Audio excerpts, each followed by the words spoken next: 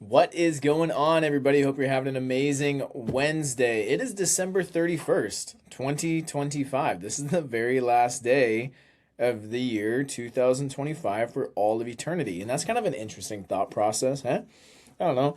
I mean, typically on these calls, before I even get there, I should probably start off by saying, what is going on, everybody? Welcome to another episode of Taylor Hinton Speaks His Mind, the number one online health and fitness podcast, where I just tell you guys straight up facts, thoughts, feelings about where I'm at with some things. Answer questions, cover my clients' reviews, make sure everybody's doing good. We got Mindset Monday stuff, and typically the Wednesday call is where it's like a Q&A session. So I'm obviously going to make that available for everybody too. But in the event that we don't have a lot of questions that come up, I have some things that have come up recently, actually within the last like 3 minutes that I want to address. It's totally off topic, but it's just, hey, this is called Taylor Hinton Speaks His Mind, so I'm going to speak my mind on a couple of things, and hopefully it's either relatable or spark some curiosity and questions. Before we even get into that, we've got Raven Forsyth up. What's up, Raven? Unmute and share a win. Good morning. Good morning. Uh, my wins, I'm gonna go to the gym today. I don't know. I don't really have one. Okay, we can move on from that. Yes, please. I mean, going to the gym is always a good thing, so I'll take it. You have a question for our typical like Q&A on Wednesdays? Not really. Well, right now, like I'm still hitting my calories. I'm struggling with trying to find higher carb Okay. foods and stuff that I'm thinking would be higher carb. Once I like input it, actually really isn't. So, do you have any off the top of your head higher carb type foods? Do I have your permission to go into your profile and take a look at your food? Sure. Okay, cool. I'm gonna go ahead and do that then. Yeah. Because I'm hitting my protein, I'm hitting like my fats, but it seems like my carbs are always lacking, which I love Yeah. carbs, pastas, breads, chips. Yeah, it's a good problem to have. You're trying to eat more carbs, right? Yeah. Okay, let's take a look and see what we got. So Angela has you set up at about 2,100 calories right now and 260 grams of carbs. Whew, it's a lot of food, but that makes sense. That's a Yeah. ton, especially just like for you, right? I mean, you having some orange juice in the morning, you got a banana nut muffin, cool. The first thing that I'm thinking of when it comes to like, excuse me, increasing my carbs, one is like orange juice, which is great. You already have that. Some apple juice, liquid calories is always great. And then add some honey onto like everything that you're eating. You know, your banana nut muffin, like add honey. Like cut it in half and put a bunch of honey all over it. Sweet potatoes. If you're having sweet potatoes for dinner with your beef, like put honey on your sweet potatoes. Why wouldn't you? You know? Okay. That could be another option for you, just to add in a few more cals that way. Let's take a look and see what else you got going on though. Is it okay with you if I share my screen so people who are Of watching course. later can see? Okay, let's do that. Up until the December challenge had started, I was struggling just to hit my calories. So now I've kind of got that down, but I know Angela's like, I need to hit higher carbs with trying to bulk and build more muscle. Hmm. And that's what I'm struggling with. Okay. I mean, I've seen people literally put honey on their white rice as well. So I know it's crazy and looks kind of weird, but that could be an option for you. You could add bread. You could have like some, what's up, Jasmine? You could have dried fruit would be a really good option as well. Okay. Yeah, if you're not Like already dried doing that. mangoes. Yeah, any kind of dried fruit, like dried strawberries. If you have like a dehydrator or something, you could do that too. My parents used to have one when I was a kid, and I've never seen one since then. But those are great because it's literally the exact same as your fresh fruit. The only difference is that all the water has been sucked out of it. So you're still getting all the vitamin profile, you're still getting all the sugar, all the calories. It's just way easier to eat more because all the moisture has been stripped, so you have way less volume. Okay. Dried fruit, you got some Rice Krispies, chocolate milk. Let's see what else. Hmm. I mean, this day you got pretty close. Like, why not just have a little bit more orange juice? 100 Okay. mils, like, really not much. I was using it just to take my creatine that I just started. Have a So I whole guess I could glass of orange juice. have a whole glass. Okay. Yeah. You know? Because if you're getting, 100 mil, 53, if you did like a cup, two and a half, right? That would take this from 12, that would be 24 plus another bit would be what, like 30? Okay. Like 30 grams of carbs instead of 12 if you had 250 mil, I'm guessing. I think I'm right there. So that would be an option for you. Zero creamer caramel macchiato. You have no sugar in here. Like, let's add some sugar into this Okay. in your coffee. It's really going to be a matter of just adding in a couple simple things like that. Some Okay. honey on top of everything. Bigger servings of orange juice, maybe some dried fruit, and sugar in your coffee. And after that, I think you are definitely going to be hitting your goals because you're pretty Okay. close already. Does that help? Yes, it does. Thank you. You are welcome. I believe I stopped sharing my screen, right? Correct. Jasmine, what's up? Unmute, share win. I made it out to the gym today. The roads were absolute trash yesterday, so I had to do my steps doing my driveway, but I was able to get out today. They finally did the road, so that was my win, was getting there. Wow. You did your steps in your driveway yesterday? Yeah, I had to snowplow my driveway about four or Okay, five yeah, yeah. times. Right, yeah, you were saying that. That's crazy. How much snow do you guys have out there? At one point I'm 5'6" and it was up to my knees at one point. Jeez. That's crazy. That's a lot. I'm here just to listen. Who is that? Oh, public chat? What is this? Oh, it's Jasmine. Sorry. Okay, so Jasmine has nothing to add otherwise. Okay, good. Well, thanks for the win. I appreciate it. Hey, I want to, since we don't have anything else here, and this is kind of like my open forum to be able to talk about whatever I want. That's what I'm going to do, okay?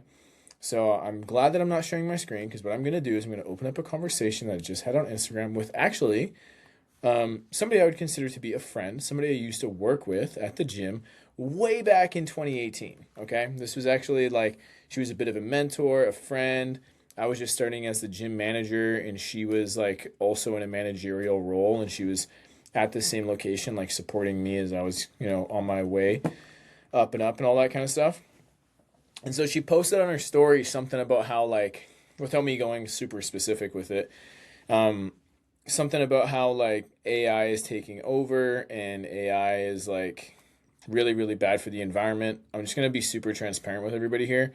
I don't look into this shit kind of shit. Like, I pay attention to me, my clients, the things that I can immediately impact and affect. There are so many things that happen. This is my opinion.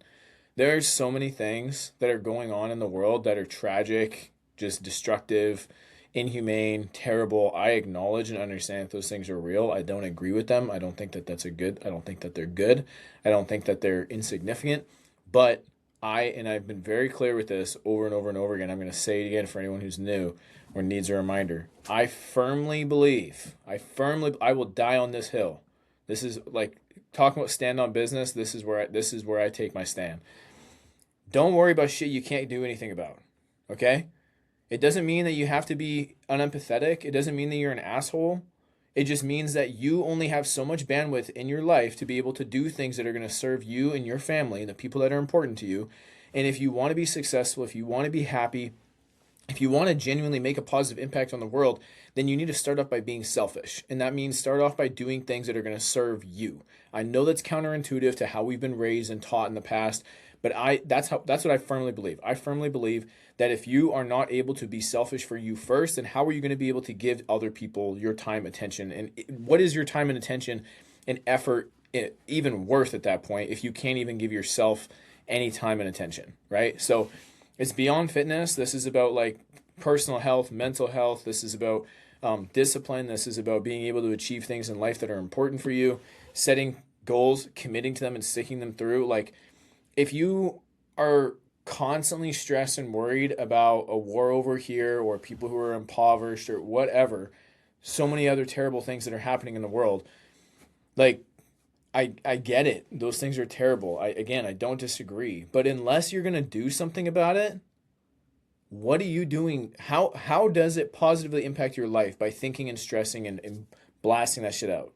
What is going to happen for you that's going to actually help you?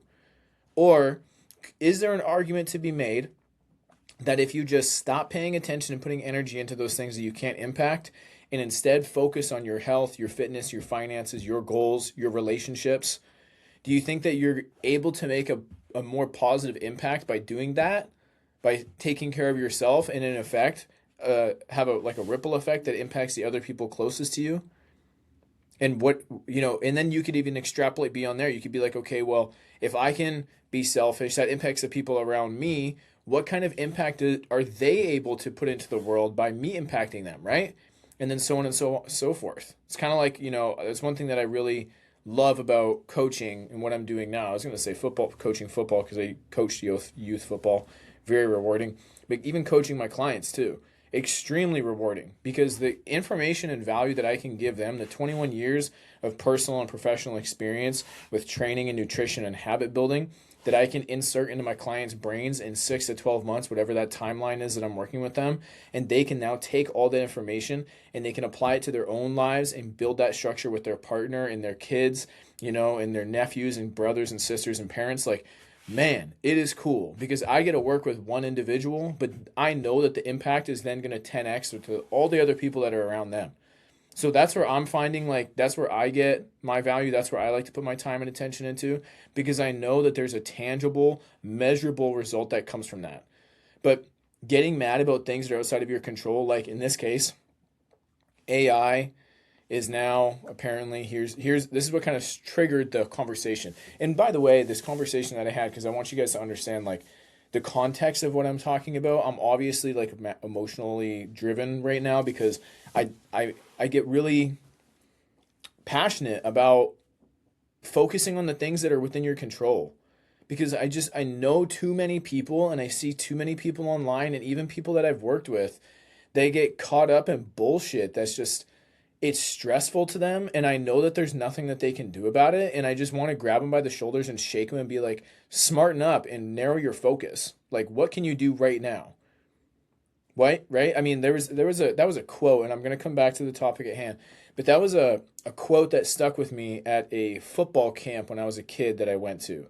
Okay? And the coach said that the acronym, I forget exactly like word for word what he said, but the acronym was WIN. Right? And that obviously sounds great, right? Win the football game, win the competition, whatever. But what it meant was what's important now. What is important right now? Because things that you can't impact, things that you can't change, this is my opinion, things you can't change are not important. Whether they're big picture things that will like at some point have an impact or whatever, if you want it, like we got to get real granular, right? Because if we are a little bit wishy-washy with our thought process or decision-making process, if we don't have like hard and fast pillars of bases that we operate off of, then things get cloudy and muddy, and it makes it more challenging to make decisions. So when I say win, what's important now, and I say hard and fast, if you can't change it, it's not important, okay? And I know they can be very, very black and white, but for us to make smart decisions and be calculated and be assertive with what we want to do in life, you have to be able to be black and white with things. And I know that that's counterintuitive to how a lot of people think because everybody has different thoughts and feelings and everybody's important, thoughts are important, and I get it. And yeah. But when it comes down to it, what can you do right now about it? If the answer is nothing, it's not important. If you can do something about it and it means something to you, then it is important. And then guess what? Fucking do something about it. So here's what triggered this conversation. Back to the point. And again, I'm going to emphasize once again, it was a cordial, good conversation with somebody that I trust and respect. Okay. But in her story, she mentions that, she shared a post of somebody else, and the post goes on to say like, a single AI conversation consumes 500 milliliters of water. This is just the beginning of the environmental impact on whatever, this and that. Which I thought was crazy. I've never heard anything like that before. I'm not denying that it's true. I don't know. So I'm gonna try to not put my foot in my mouth and say something that I don't know anything about. similar to politics. I don't know shit about it, so I don't have a strong opinion or stance. I also can't really impact it. So, again, one of those things that falls within my philosophy of if you can't change it, don't worry about it, right? So she shared this on her story, and then I was like, okay. I was like, what's going to stop it, right? Like, in my question essentially is like, what is going to stop AI from doing what it's doing? Like, okay, sure, if it consumes 500 mils of water per conversation, first off, that sounds like within the next 24 hours, we're not going to have any more water left on Earth. I don't know.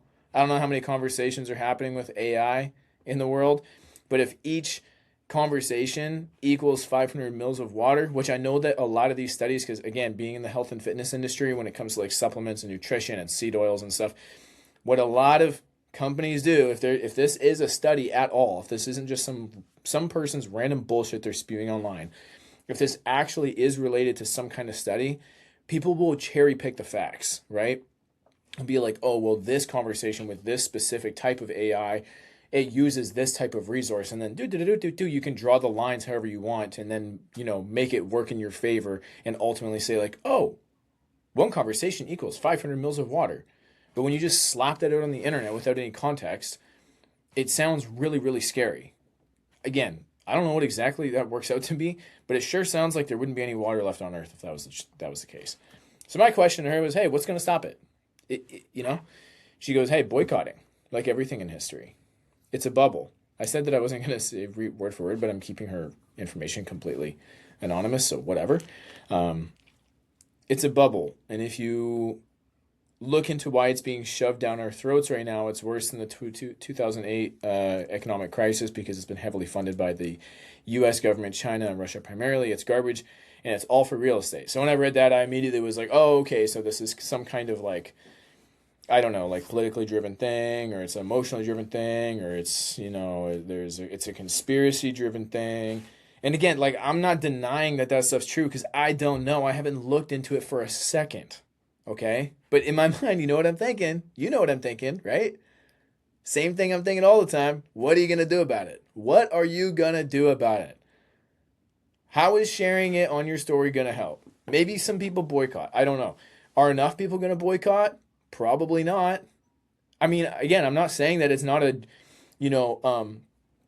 what is it? What is the word? Not chivalrous, but it's not a unwarranted thing. It's not. It's a righteous cause. That's what I'm trying to say. I guess there's a better word to use or whatever. But like, hell yeah, nice. That's a righteous cause. It sounds like really bad stuff. I'm not going to confirm or deny because I don't know and I haven't looked into it. And to be honest with you, I'm not going to look into it. Okay, I have other things to worry about.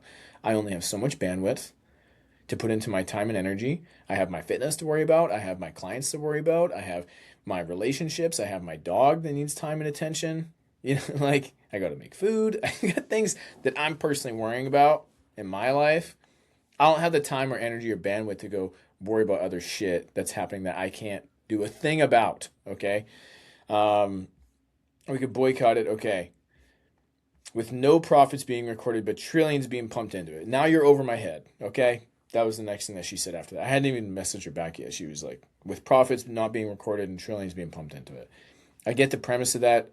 I have no idea what it means or why it's important or whatever. First slop. And this is her next message. First slop. None of this is good for the average citizen in the world. I don't know about that. If you're looking at AI and the tools available and how, seamless it is, how much time it saves you, how much more resources you're getting out of it, like how, the information that you're able to pull from it, I would argue, and I think a lot of people, I think the majority of people would read that comment about how none of what AI is providing is good for the average citizen. I think that it's contrary to that 100% the opposite. I think it's less valuable for the richest people in the world because they're already rich, right? They already have the resources and they could call their best friend or the person who works for them who they're paying $1 million a year and they're like a genius and they have all the answers. So it's probably less valuable for the richest people. But I would say for the average person who's just trying to get ahead or make more or be able to plan out their 2026 resolutions, come up with ideas for starting a business or finding information that's going to help them propel their business. I think that the average citizen benefits immensely from AI. A lot of people talk about it, how it's like the equivalent of like when the light bulb was invented. I would probably agree with that. It kind of seems more like that than it is something that's useless. But maybe she's talking about how, it's useless in the sense that because it's so much more beneficial for other people who are rich or something. I don't know. I'm going to take a look at the chat real quick here. um, I want to give you the snow. Keep it up there. Talking about Texas and Ontario weather and stuff. Okay. Same here. I'm just sending you a nice jar of snow. Okay. So, what's a packet? Okay, you guys are just chit-chatting back and forth. You guys are having... That's fine. I'm cool with it. You guys do your thing. I just want to make sure there was nothing important there that I needed to answer or whatever, too. So, she then sent me a video. I didn't watch it. I won't watch it. I'm sorry. I just don't care enough to watch it. Seriously, look into the AI bubble. It has nothing to do with benefiting us and everything to do with benefiting the top 1% getting richer. And that's all it is, plain and simple. Okay, like that's your perspective on it. And maybe it's true. Like maybe there's a hidden agenda and a motive behind AI and all the governments and the richest people like pouring money into it and they're getting our data and stuff like that. That could all be true. Again, I don't know. I'm not denying it. I'm not going to bother getting into the weeds with it. I also don't care what the motive is really so much behind why it's available. The fact of the matter is, if you want to talk about like plain and simple, it's mostly free. And if you want a few extra perks, it's like $100 a month, and it adds so much more value, time, resources, knowledge, skills, planning. It adds so much more to your life in terms of what you're able to learn and accumulate and build on. I would say that I don't care what the motivation is of a rich person behind putting money into AI, because at the end of the day, the resources available to me, I'm able to utilize it and it is positively impacting my life. So what do I care what somebody else's motivation is behind it? That's like somebody who gets upset about how much I heard. This is a total sidebar, but I heard from one of my good friends that an in-person trainer, this was like a year or two ago, by the way, but it's funny, so it stuck with me. I heard from one of my good friends that an in-person trainer local in town was, essentially shit-talking me. There was like a big lunch that everybody was having together and stuff, and there was real estate agents and these people, and they all just like some people that I know, some people that I'm close friends with, some people I don't know at all. And one of them was actually my client that was there too, which is funny. And so like the topic came up of like, I guess one of the people there was my client, and the in-person trainer was asking my client about the program and how it works and stuff like that. And they were like, okay, yeah. And like the in-person trainer had a lot of like, resistance to the idea and like thinking and apparently using the words like it's a scam, stuff like that, because there's nothing in person. I'm not going to meet you in person. I don't need to meet you in person to do what we do. In fact, there's way more value and way more accountability when it's all 100% online. People who don't do it don't understand that. I get it. But without even going into it, that trainer then learned like what I was charging at the time, which to be honest with you is less than what it is now. It's been a couple of years since this event happened, and that person like freaked out and got upset. Like that personal trainer was like dumbfounded and super upset about it. Like, why do you care what somebody else is? This is back to like this whole topic about like rich people making money on AI or something, but it still benefits people. Why do you care what I'm making and what I charge my clients when my clients see the value in it? They understand what the price point is. They understand what they're getting. And ultimately, at the end of the day, they get the results that they wanted. So, like, what does it matter to you how I'm benefiting from it? Same thing as the question for this AI thing. Why do we, the people who are using the AI, who understand what the price point is and the value of it and what the cost is and all that stuff, why do why should we concern ourselves with how it impacts the people at the top? Why do we care about how it benefits the people at the top? We know what we're signing up for. We know what the cost is. We know what the benefit is. We agree to it. So what does it matter what the person at the top's motivation is or what they get out of it? Why does that matter? Why do you care? Right? Like, what you should care about is, like, how is it going to impact you? Is it going to work or not? So to that, the same thing back to that personal trainer in that real life example, it's like, why do you care what somebody else is paying for a service you're not even using anyways, especially when the person who's using the service agrees with the value proposition? They are like, yeah, like, given what you've done with other people and what the plan is and what's all included, I personally believe that that's enough, that there's value in that, and the value is worth the cost. So I then handshake agree, sign up for that service, get the results that I want, and everybody's happy.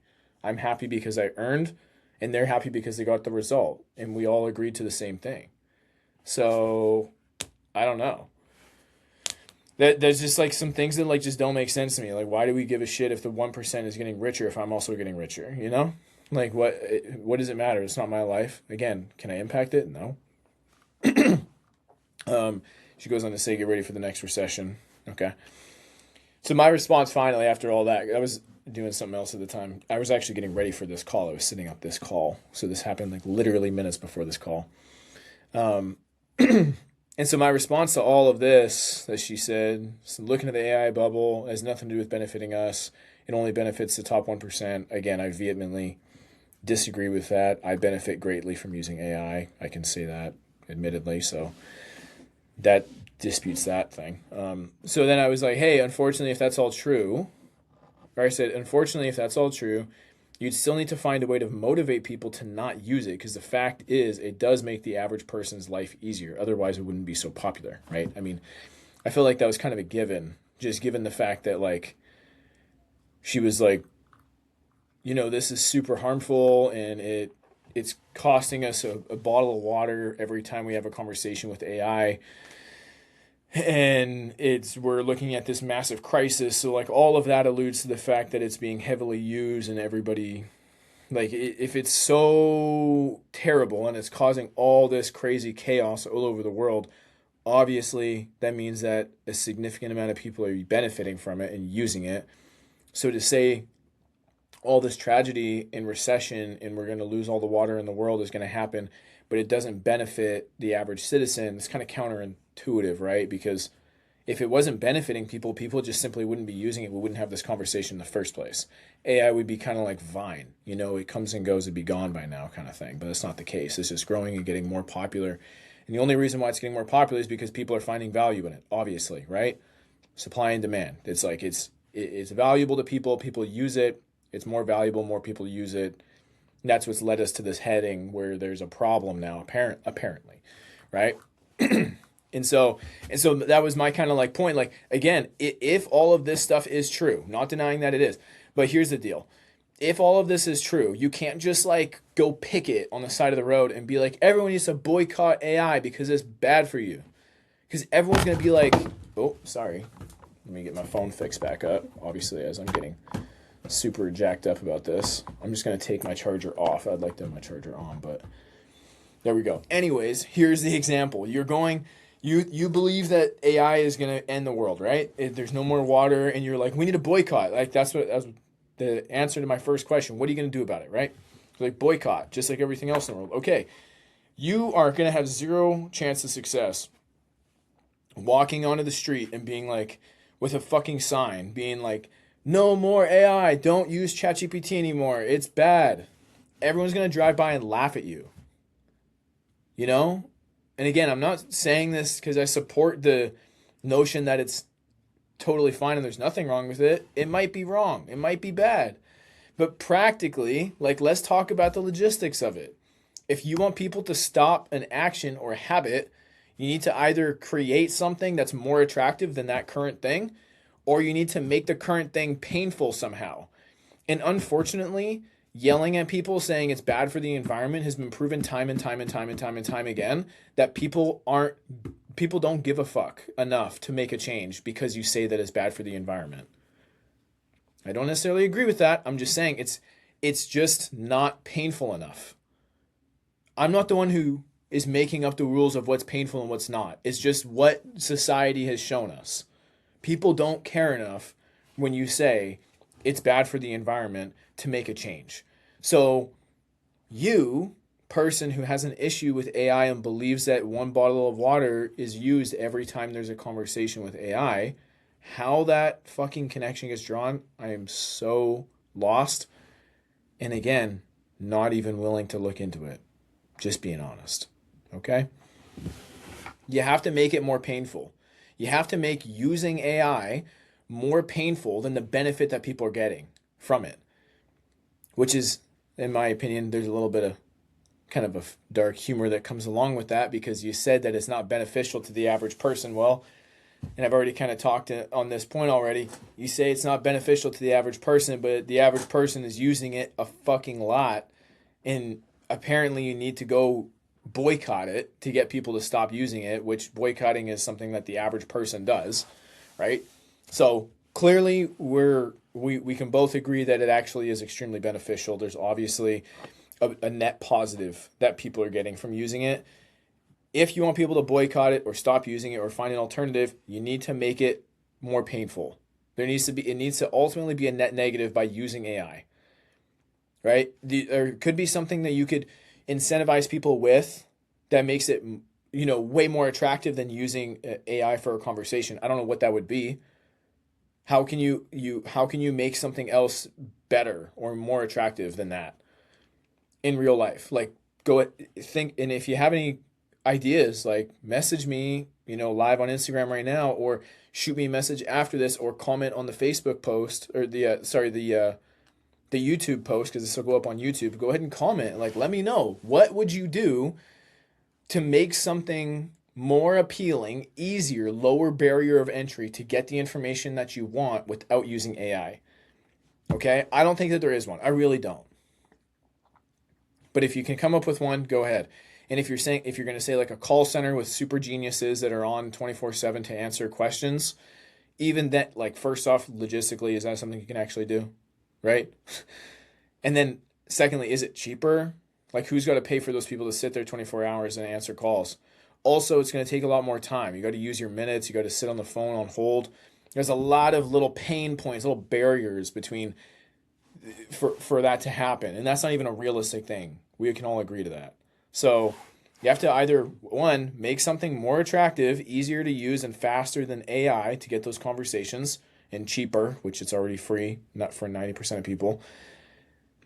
Or two, you have to make it more painful than it is beneficial to use it, right? And like an example that I would use is something I've done with some of my clients before who struggle with alcohol, where, we set parameters on how much alcohol they could have, but then for them to access that alcohol, they, one, had to put it up. All of their alcohol was in like some type of cupboard that was locked and tall enough for them to have to get onto a stepladder. So there's little barriers that we had to put in place for them, where it's like, okay, when you buy the alcohol, you can't just have it on the counter or like easily accessible. It needs to either be in like your camper, because this one of my clients, they had like a, just like a trailer, like a camper. They go, and they'd have to put their alcohol in the camper, and the camper is always locked. So they have to go to the keys, go outside into the cold if it's wintertime, right? Pour their drink there, bring it back in. Those little pain points, it's like it becomes more of a deterrent to even use it, right? So those little things, you have to create like manufacturer barriers to make it more painful to use it. Maybe like to use AI, you could argue that there needs to be some type of tax instead, right? Like you got to pay per conversation, like $1 per conversation or $5 per conversation, whatever you want. Like that's how I can see that being a really painful way to use it. That might be it. That might be the answer. I don't know. But it all comes down to like, how can you make it more painful for people to use? Right? So, again, I said, like, unfortunately you have to make it, find a way to motivate people to not use it. Because the fact of the matter is that it does make the average person's life easier. Otherwise, it wouldn't be so popular. And her response was, make your life easier, but your kids will die from starvation. Natural water sources will be exhausted by 2030. That response is why I'll never have kids. But you do you, LMFAO. It's like, it's just, I don't even know how to respond to that because, again, like, if that's true, like, that's crazy. And that's super sad and that's very scary. What is me looking that up going to do for me? What, how do I benefit from looking that up? What do I gain from learning that that's either true or false?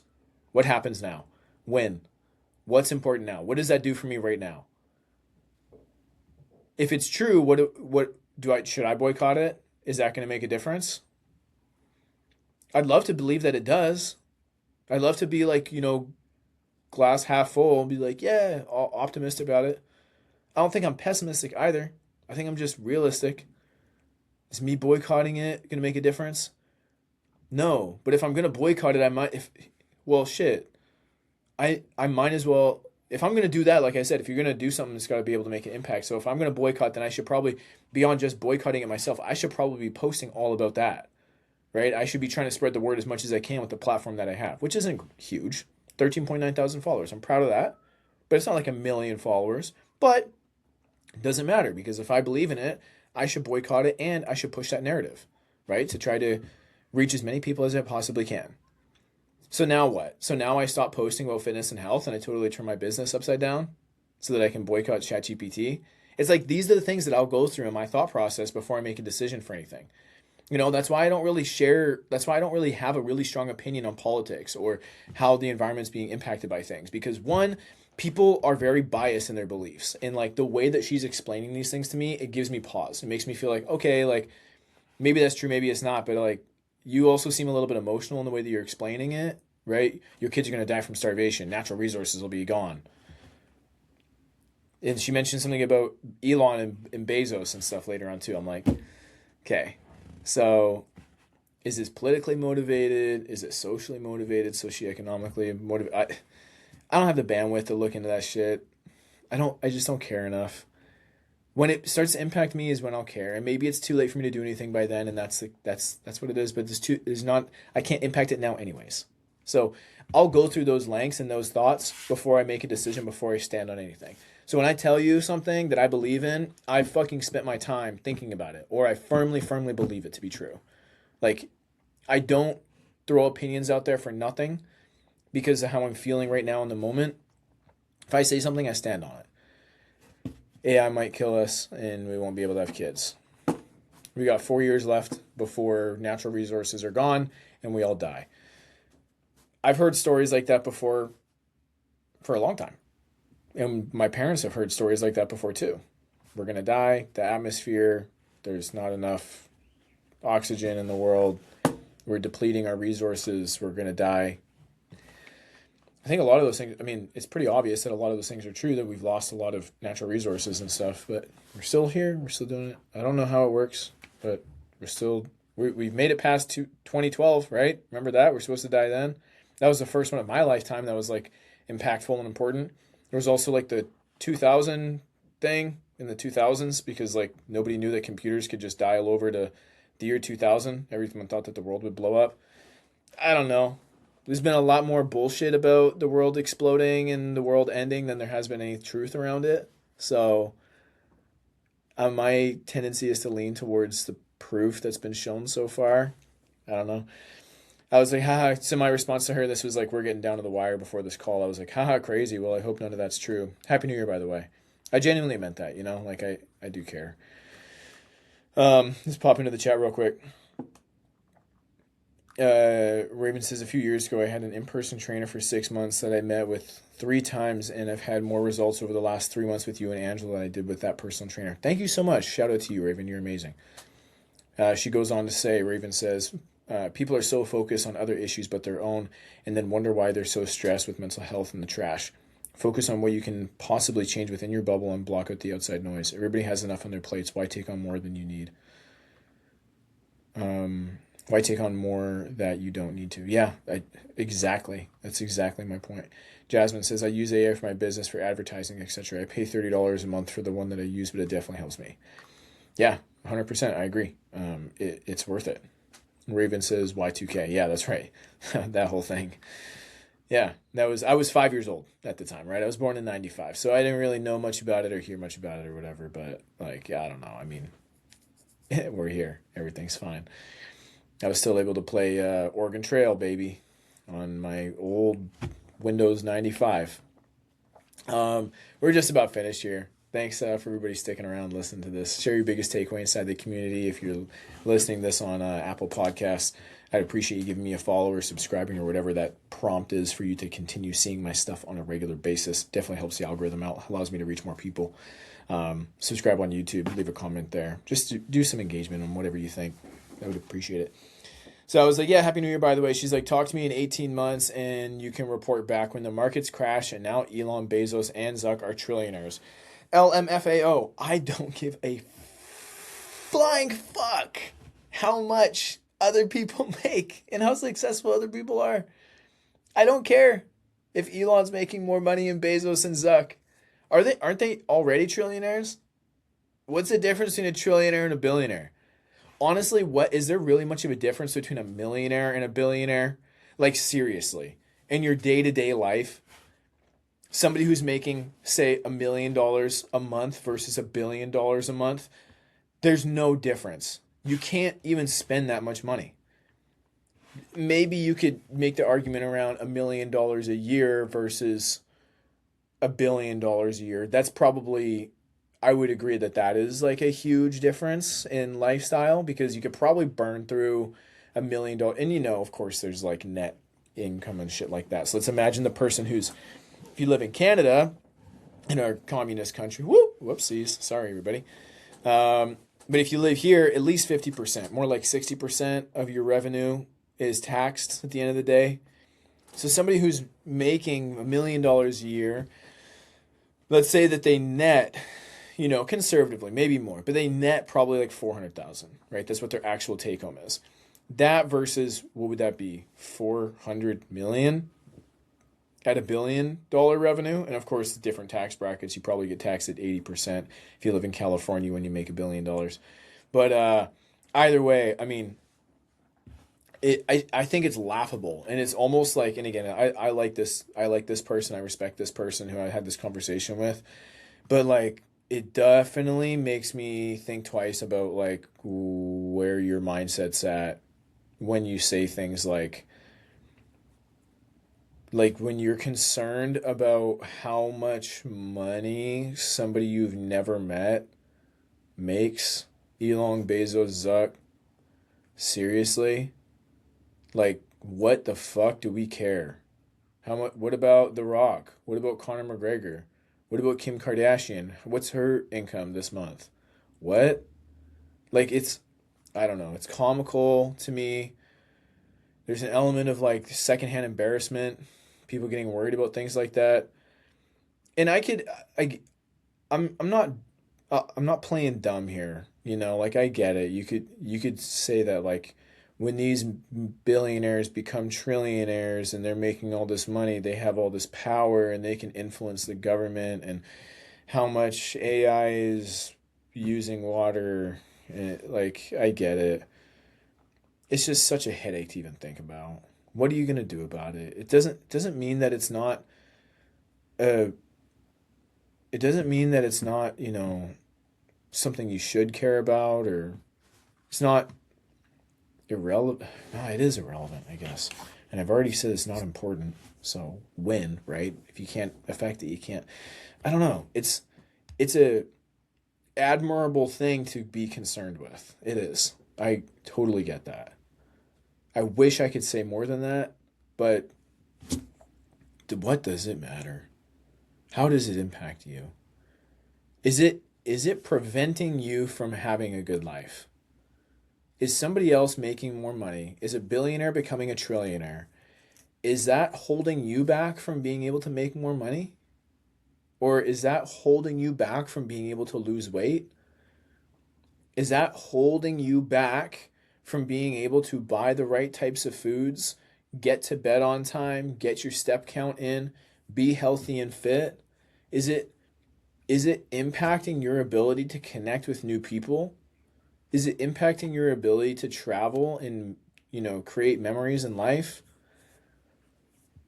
I'm sure the I'm sure somebody, and maybe her, can give me all these really smart, articulate reasons about how this trickle down effect is negatively impacting you. I just, here's the deal at the end of the day. I just don't buy it. I just don't believe it. I refuse to accept, even if, here's the thing, even if there is a logical way of explaining that reasoning, I don't accept it. I don't accept it because I refuse to be a victim of other people's shit. Even if that is true, I refuse to accept that. I make my own future. I am in control of my own destiny. And even if things will make it more challenging, like a billionaire becoming a trillionaire or something like that, whatever, even if that is true, how does it help me to throw my hands in the air or cross my arms and cry about it?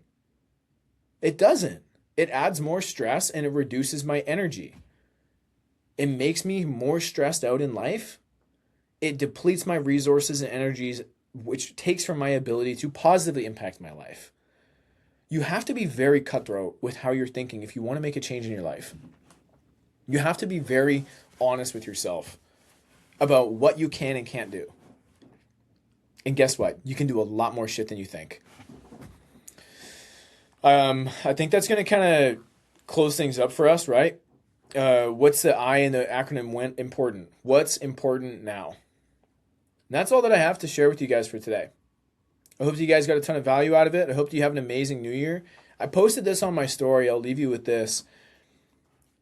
I think that celebrating New Year's is stupid. Celebrating New Year's is laughable and, in my opinion, kind of elementary. It's kind of like what little kids do. You know, and by little kids, I mean like people in their 20s or high school. Like people in their 20s, like, they're like, oh yeah, let's go to that house party for New Year's. Or let's go to the bar and dress up and stay up until midnight on an arbitrary day of the year to go like this. 3, 2, 1, woo! Now it says 2026 instead of 2025. Wow. Didn't see that coming. Oh wait, that's just time passing. That's just normal shit. So I don't know. I kind of get secondhand embarrassment when I see adults like celebrating New Year's and like just going to get drunk because it's an arbitrary change of year. Like what? But if you want to make the argument of like, hey, I don't really care much about New Year's, but it is my opportunity to go hang out with my friends. I will have a couple of drinks, but it's not like I'm going out there to get drunk and like, set myself back just for the sake of like the date changing. Then cool. Like take the opportunity. If I here's the deal. If I had like some friends who were like, hey bro, like let's go hang out or like come over to our place, we're gonna play some video games, have some junk food, chill out. I'll be like, yeah, for sure. I'm gonna go do that. I won't stay up till midnight. I just won't. But I'm gonna go hang out with my friends when I have the day if I can, and spend time and connect with people. Don't be embarrassed about that. I'm not shooting that down. But if you're just like you and your girl are like bored and you're like, yeah, we're going to the club at 10. We're going to go get drunk and stay up till midnight to do the countdown. Maybe get a New Year's kiss. I don't know. Like, just straight up, I hope I don't offend any of my clients, anybody else I really don't care about. But if any of my clients are in that mindset of like, let's go celebrate and do it up for 2026, I don't know. I think that you probably need to have more fun things going on in life. And honestly, I don't really even have a whole lot of fun things going on in life myself. Like, I love my life, and I think that I do a lot of fun things, but objectively, if you were like somebody else looking at what I do in my lifestyle, I don't think most people would really think that I have a lot of exciting things going on.